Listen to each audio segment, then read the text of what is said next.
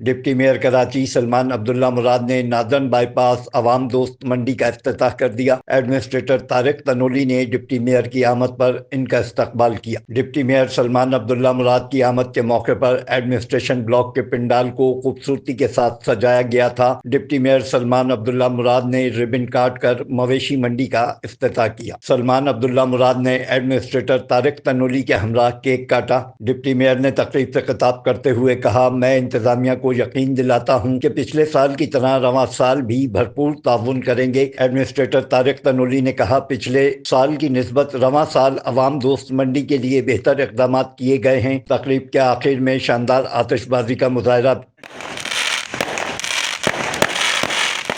گزشتہ 4 روز میں برہمن، چولستانی، ساہیوال، سلاگر اور ابلک نسل کے اعلیٰ جانور عوام دوست منڈی لائے جا چکے ہیں۔ Afzal Khan, C110 news, Karachi. C110 news, خبر کی اصل خبر۔